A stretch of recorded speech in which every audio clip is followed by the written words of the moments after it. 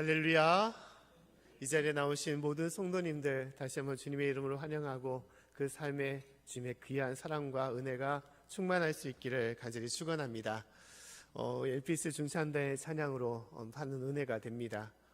우리 엘피스 중산단 우리 다시 한번 위에서 기도해 주시고 많은 사랑과 관심으로 또 부응할 수 있는 우리 중산단 될 수 있기를 바라겠습니다. 어떻게 날씨가 추운데 어떻게 나오셨습니까? 갑자기 날씨가 많이 떨어져 가지고 몇십 년 만에 있는 또 기이한 현상이라고 얘기합니다. 근데 이 날씨가 떨어지는 가운데서도 제가 생각하기에는 우리가 보통 민방위 훈련이 있지 않습니까? 요새는 잘 안 하는 걸로 알고 있는데 이제 민방위 훈련함을 통해서 전쟁에 대비하거나 이제 어떤 사건과 어떤 사고를 미리 대비해서 준비하는 일들을 행하는 것이죠. 근데 이런 날씨가 또 우리가 하나님께서 월동 준비를 하라 미리 겨울을 잘 준비해서 주님 안에서 이 모든 것을 잘 감당하고 이겨나가라는 그런 또 뜻이 아닐까라고 생각이 됩니다. 항상 우리가 몸으로도 건강으로도 힘쓸 뿐만 아니라 영적으로도 깨어 있어서 우리 안에 있는 모든 것들을 주님의 이름으로 감당하고 또 이겨나갈 수 있는 저희 모든 삶이 되기를 간절히 축원합니다. 특히 요새 자주 이야기하는 것이 위드 코로나라는 이야기를 많이 하고 있습니다. 이제 조만간 11월 둘째 주부터 진행될 예정이라고 하는데 확진자가 줄어들고 이제 백신 접종률이 2차 접종까지 70%가 넘어서면 2주 후에 한 11월 첫 일일부터 또 이제 빠르면 진행될 수도 있다라고 합니다. 근데 위드 코로나라는 것이 무엇이냐? 코로나 바이러스가 아예 사라지는 것이 아니라는 것이죠. 함께 한다는 것입니다. 코로나와 일상을 이제 함께 살아가는 것을 얘기하는 것이죠. 결국은 무엇을 얘기하는 것이냐? 이제 그런 어떤 거리두기나 그 방역을 좀 더 완화시키고 그리고 삶 속에서 그냥 이제 감당하며 살아가는 것을 얘기하는 것입니다. 결국은 이것은 무엇을 말하냐? 각자의 면역력을 높여서 이 코로나를 본인이 해결하여 이겨나가라는 것을 얘기하는 것이죠. 면역력이 떨어지는 사람들은 백신을 2번, 3번 추가 접종을 맞아서 그것을 이겨내게 하는 것이고 결국은 스스로의 면역력을 높여서 그것을 우리가 이겨나가는 것이 위드 코로나의 모습이라고 할 수 있을 것입니다. 이것은 우리의 일상의 모든 것도 마찬가지라고 생각이 됩니다. 우리 삶에 있는 이 바이러스뿐만 아니라 우리의 삶에 여러 가지 많은 이제 위험과 어려움들, 또한 질병과 여러 삶의 문제들이 있는 것이죠. 삶은 이 문제 가운데 함께 하기를 원하지 않고 우리가 좀 떨어져서 좀 편안하게 살아가는 것이 모든 사람의 모습이라고 할 수 있을 것입니다. 그러나 온실 안에 있는 사람은 세상에 없는 것처럼 결국은 이 삶의 어려움과 고난을 우리가 어떻게 감당하며 살아가는가가 중요한 것이죠. 이것을 함께 해나가면서 감당할 수 있도록 하는 것이 중요한 건데 그의 첫 번째에 있는 힘은 무엇이냐? 바로 영적인 힘, 성령의 능력임을 우리가 깨달아야 되는 것입니다. 할렐루야. 성령 충만함을 얻어야만이 우리가 육적으로 건강해질 뿐만 아니라 영적으로 건강해지고 그 모든 것들을 우리는 감당하며 이것을 이겨낼 수가 있는 것입니다. 하나님께서 매일매일의 삶 속에서 우리의 면역력을 키워나가듯이 영적인 이러한 능력을 이뤄나가기를 원하는 것이고 말씀으로 예배로 또 삶에 하나님과 함께하는 그런 일상의 모습으로 우리가 진실로 성령 충만함을 얻고 이 모든 것들을 이겨나가기를 원하는 것입니다. 특히 영적인 악한 영과의 싸움에서 하나님께서 우리에게 소망과 믿음과 기쁨을 주시고 그 사랑으로 감당하며 이겨나가기를 원하시는 것입니다. 사랑하는 성도 여러분, 이 코로나19의 어려운 상황 속에서 더욱더 성령 충만함을 얻고 주님 안에 이겨나가며 승리하는 저와 여러분의 삶이 될 수 있기를 간절히 축원합니다. 오늘의 말씀은 특히 이 성령 충만함을 입은 그런 사람에 관한 말씀입니다. 그 사람은 누구냐? 바로 사도 바울, 사울에 관한 말씀인 것이죠. 자, 사도 바울은 사도행전에서 대표적인 사람이었습니다. 그 사람은 정통 유대인이었었고 하나님을 잘 믿고 섬겼던 사람이었습니다. 특히 이 말씀, 하나님의 율법에 대해서 정통했던 사람이에요. 지금으로 따지면 되게 훌륭한 목회자였고 또한 신학교에 있는 어떤 교수라고도 할 수 있는 사람이었습니다. 유대인 중에 유대인, 정통한 바리새인이 바로 사도 바울이었던 것입니다. 그는 또한 로마의 시민권을 갖고 있었던 되게 특별한 사람이었습니다. 근데 이 사도 바울, 이 사울에게 참으로 안타까운 것이 있는데, 그것은 무엇이냐? 하나님을 잘 믿는다고 하면서도 그 삶은 무엇이냐? 하나님을 회방하고 예수를 핍박하며 예수를 믿는 자를 잡아서 죽이려고 했던 사람이 바로 사울이었던 거예요. 믿음 안에 있었지만 그는 그 믿음으로 사람을 죽였던 것이고, 심지어 스데반 집사의 그 죽음 가운데서도 그 현장 가운데 함께했던 사람이 바로 사울이었던 것입니다. 자, 오늘의 말씀에서도 사도 바울은, 이 사울은 예루살렘에서 믿는 사람을 핍박하고 죽이려고 했을 뿐만 아니라 도망간, 심지어 그 사람들까지도 다메섹까지도 쫓아가서 그 사람을 잡아오려고 했다고 말씀을 하고 있습니다. 오늘 1절과 2절 말씀을 다시 한번 읽어보도록 하겠습니다. 자, 시작. 사울이 주의 제자들을 대하여 여전히 유혹과 살기가 등등하여 대제사장에 가서 다메섹 여러 회당에 갈 공문을 청하니, 이는 만일 그 돌을 쫓는 사람을 만나면 물어 남녀하고 결박하여 예루살렘으로 잡아오려 함이라. 아멘. 자, 사울은 유혹과 살기가 등등해져서 이제 다메섹으로 그 사람들을 잡으러 가고 있다라고 얘기를 하고 있는 것입니다. 이것이 문제인 것입니다. 이것이 문제예요. 하나님을 잘 믿어도 어떻게 믿느냐, 또한 무엇을 믿느냐가 중요한 것입니다. 사울은 하나님을 잘 믿었다고 하지만 그는 결국은 하나님을 잘 못 믿었던 것입니다. 하나님을 믿는다고 하지만, 말씀을 내가 잘 알고 있다고 하지만 결국 그는 하나님을 잘 못 믿었던 사람이었고, 그로 인해서 하나님을 회방하며 오히려 주님을 핍박했던 그런 사람이었던 것입니다. 우리의 삶도 마찬가지입니다. 하나님을 잘 믿어야 되는 것이 중요합니다.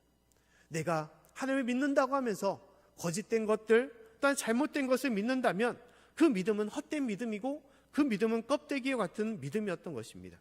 사도 바울은 말씀 가운데 있었지만 그러나 그것은 자신의 생각과 자신의 고집을 믿었던 것이고, 그 내려왔던 하나님의 말씀이 아니라 이스라엘의 전통의 관습들, 그 율법을 믿고 따랐던 것입니다.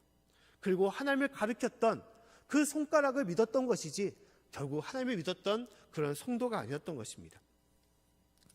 그리고 그 거짓된 믿음으로 그는 하나님 앞에 외면받은, 오히려 하나님을 핍박했던 그런 사람이 되었던 것입니다.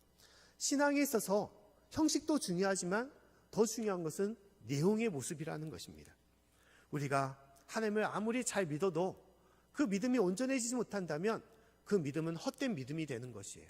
아무리 목사라고 할지라도, 장로와 권사와 집사라고 할지라도, 오랫동안 교회 생활을 하고 내가 예배에 정통하며 기도와 말씀 가운데 생활할지라도 하나님의 온전한 말씀과 그 믿음 가운데 서 있지 못한다면 그 영은 하나님 앞에 속한 영이 되지 못하는 것이고, 악한 영에 소속되어 사울과 같이 오히려 하나님을 회방하는 자, 그 이름을 망령되이 일컫는 자, 하나님의 영 가운데 떠난 자가 될 수도 있는 것입니다.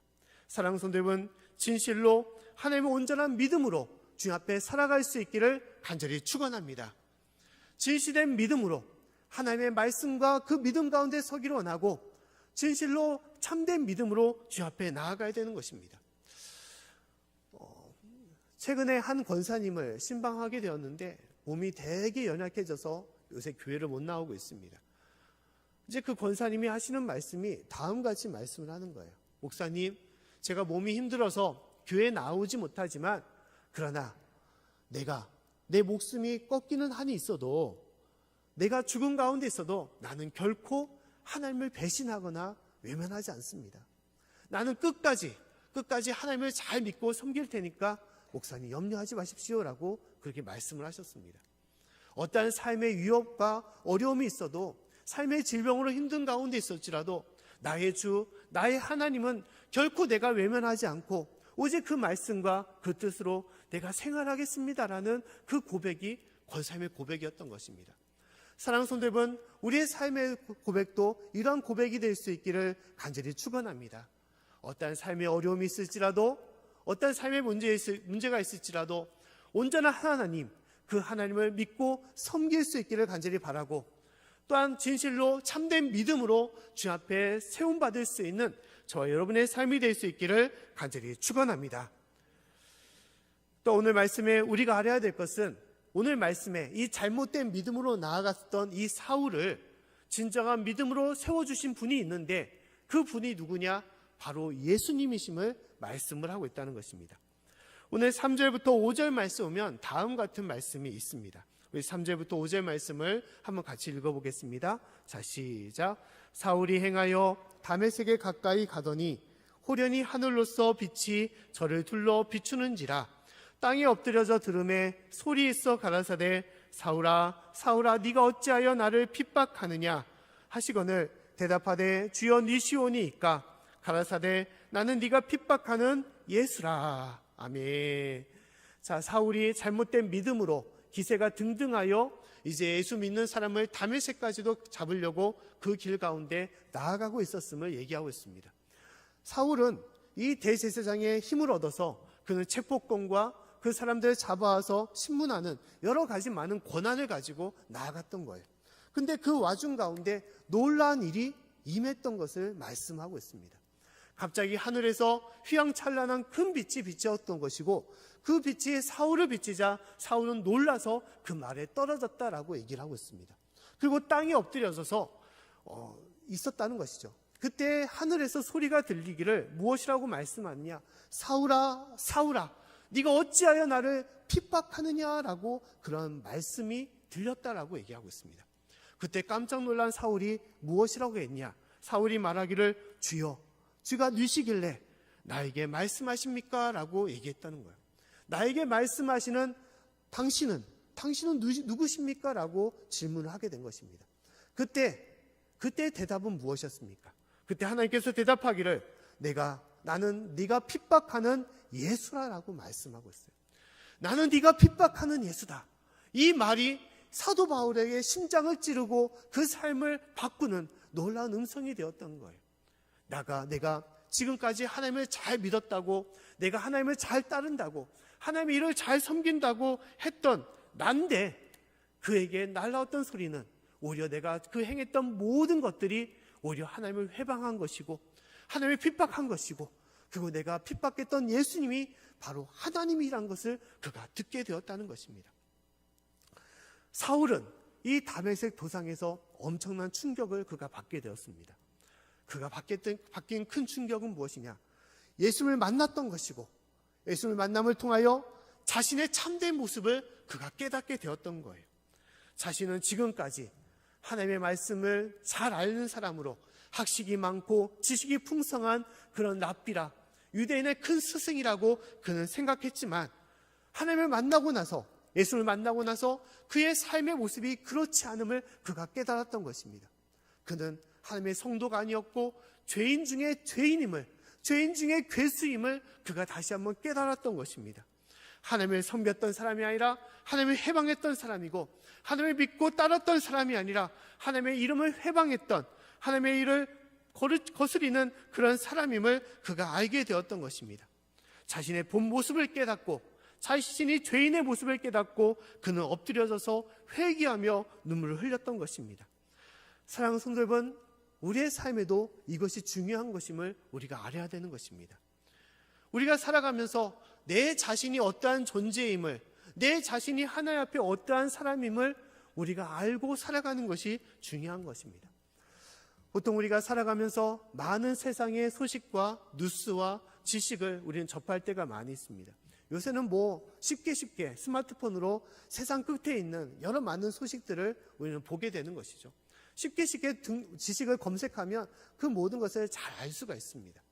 많은 지식과 많은 것들, 많은 학식들을 우리는 알 수가 있는 것이죠.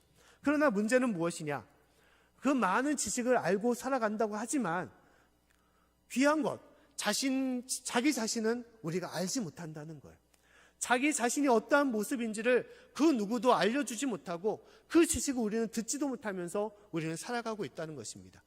내 자신은 모르면서 세상의 많은 것을 알고 있기 때문에 세상을 잘 알 수 있다는 그런 교만함과 그런 착각으로 우리는 살아가고 있는 것입니다. 결국은 무엇이냐? 우리는 눈뜬 장님과 같이 진실로 내 자신을 알지 못하고 이 땅을 살아가는 존재임을 우리는 볼 수가 있는 것입니다. 예수님께서는 참으로 하나님, 내 자신을 알지 못하면서 하나님을 잘 알고 있다는 바리새인들을 향하여 무엇이라고 말씀하시냐? 소경이라고 말씀하고 있어요. 눈뜬 소경이라고 말하고 있습니다. 그리고 그 소경이 소경을 인도한다라고 말씀하고 결국은 그 둘 다 어떻게 되냐? 구덩이에 빠진다라고 말씀을 하고 있는 것입니다.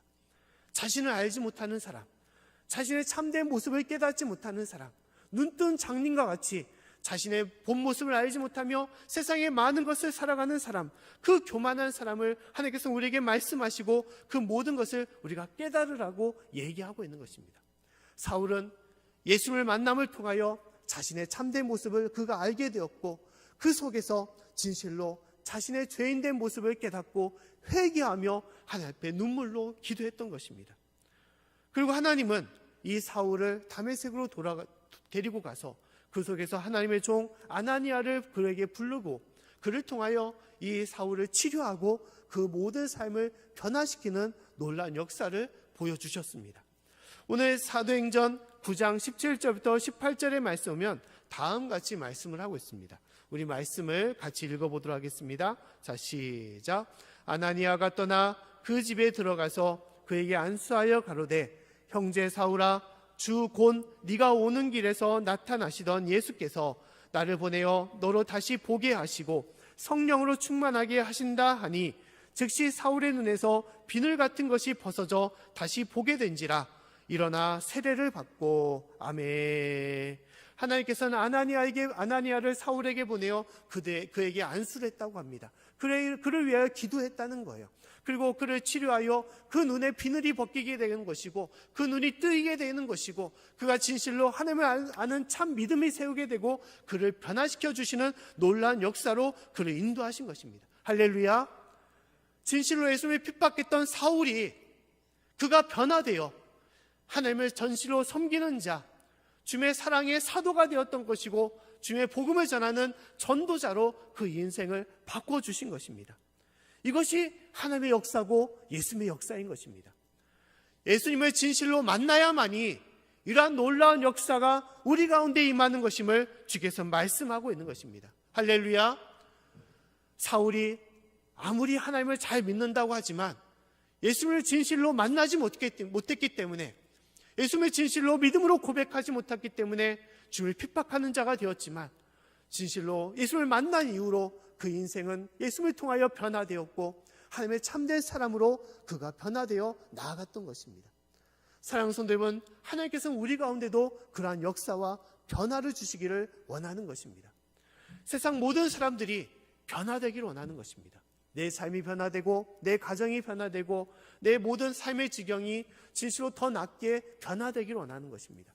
그러나 진실로 변화되고 싶은 마음은 간절한데 변화되지 못하는 그런 사람들은 대부분입니다. 왜냐하면 자신의 힘으로 이 모든 것을 바꾸기를 원하기 때문인 거예요. 내가 힘을 써서 또한 노력하여 내가 다짐하여 내 삶을 바꾸고자 하지만 그러나 작심삼일처럼 이것은 쉽게 변화되지가 않습니다. 많은 시간과 많은 노력이 투자돼도 쉽게 변하지 않는 것이 무엇이냐? 세상보다 내 자신이 바뀌는 것이 더 쉽게 바뀌지 않는 모습이라는 것입니다. 그러나 내 자신을 온전하게 바꿔주시는 분, 나의 삶과 나의 지경을 온전하게 바꿔주시는 분은 누구냐? 바로 예수님임을 우리가 깨달아야 되는 것입니다. 할렐루야. 오직 예수님만이 우리 자신과 우리의 삶을 바꿔주시는 것입니다. 예수님을 진실로 만나는 자만이 예수님께서 그 가운데 역사하여 주시고 그 가운데 그 삶을 인도하여 주시고 참된 삶으로 그 모든 것을 변화시켜 주시는 것입니다. 그때 우리는 참 믿음으로 주님께 나아가야 되는 거예요. 아무리 오랫동안 믿어도 주님을 온전하게 만나지 못한다면 그 믿음이 없다면 우리 주님의 은혜로 그 삶이 변화되지 못하는 것입니다. 하나님을 믿어야만이, 예수님을 만나야만이 그 은혜가 임하는 것입니다. 아무리 오랫동안 교회 생활하도 참 변화되지 않는 사람이 있습니다. 마음에 사랑이 없고 기쁨도 없고 평화도 없이 그렇게 살아가는 사람이 있습니다. 항상 다투고 시기하고 분노하며 살아오는 사람들이 있습니다. 남보다 더 높아지려고만 하고 남 잘 되는 꼴은 못 보고 출세하고 자기의 주장과 자기의 뜻만 세우고 물불 안 가리고 자기 힘과 고집으로 살고자 하는 그런 사람이 있습니다. 심지어 예수님을 부인하고 예수님을 배신하여 외면하는 사람이 있었습니다. 그 사람이 누구냐? 바로 예수님의 제자 베드로였습니다. 베드로는 3년 동안 예수님을 따라다니며 그 말씀을 들었지만 그는 예수님을 알지 못했고 예수님을 만나지 못했습니다. 예수님을 참된 믿음으로 고백하지 못했습니다.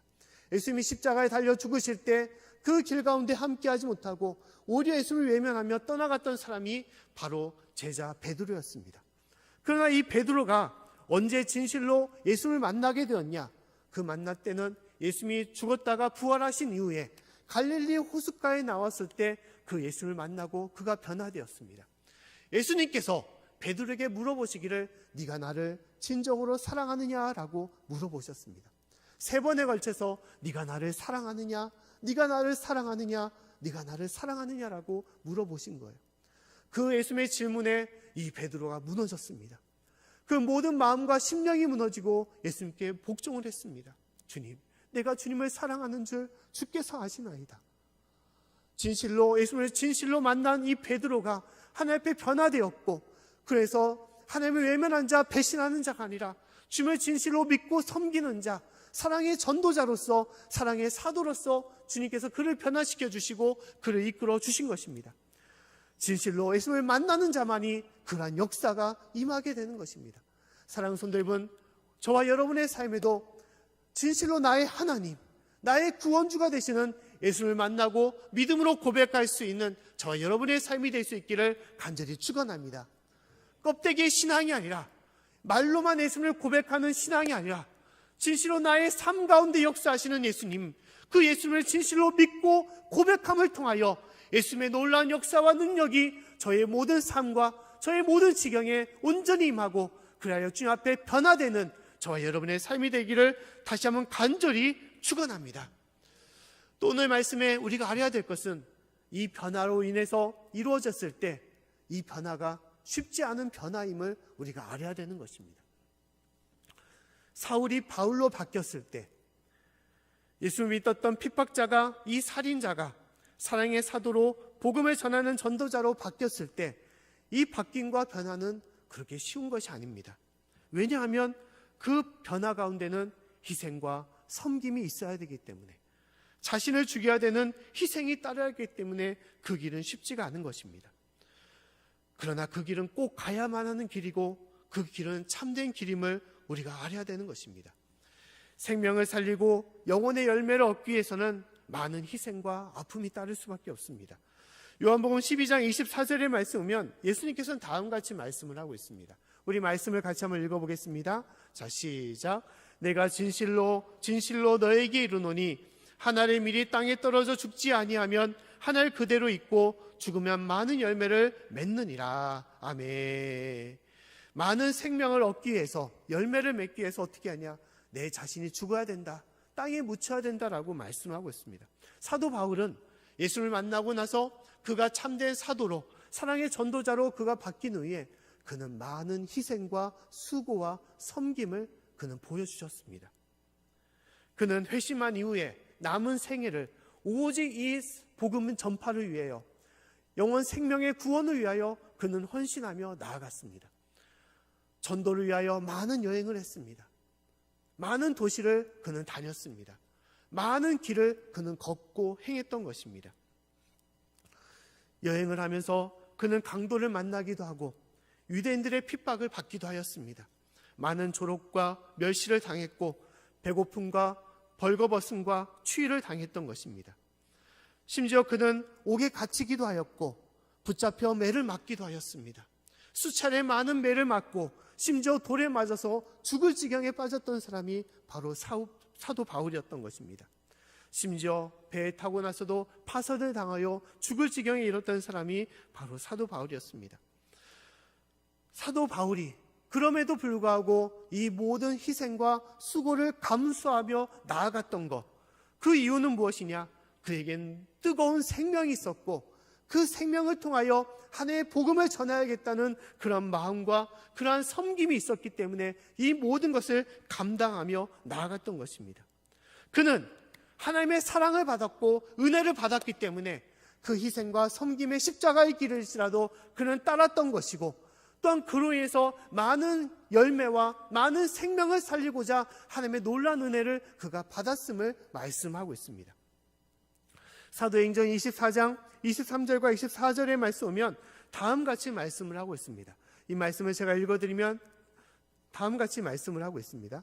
오직 성령이 각 성에서 내게 증거하여 결박과 환난이 나를 기다린다 하시나 나의 달려갈 길과 주 예수께 받은 사명 곧 하나님의 은혜의 복음 증거하는 일을 마치려 하면은 나의 생명을 조금도 귀한 것으로 여기지 아니하노라. 아멘.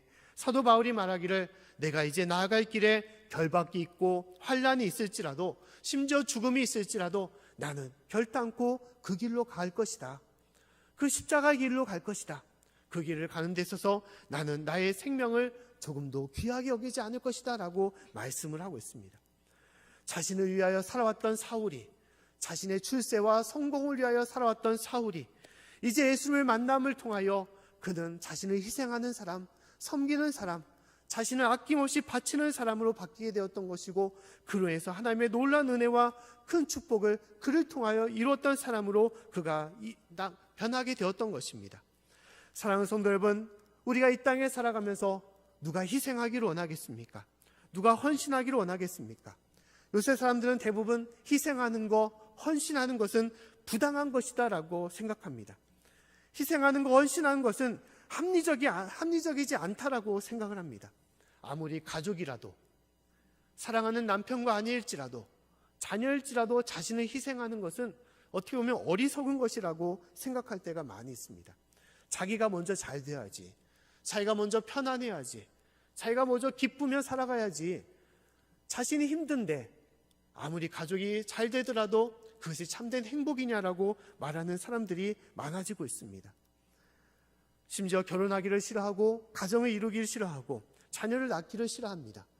자녀를 위하여 희생하는 것, 가족을 위하여 희생하는 것을 참으로 어리석은 모습이라고 생각하며 나아갑니다.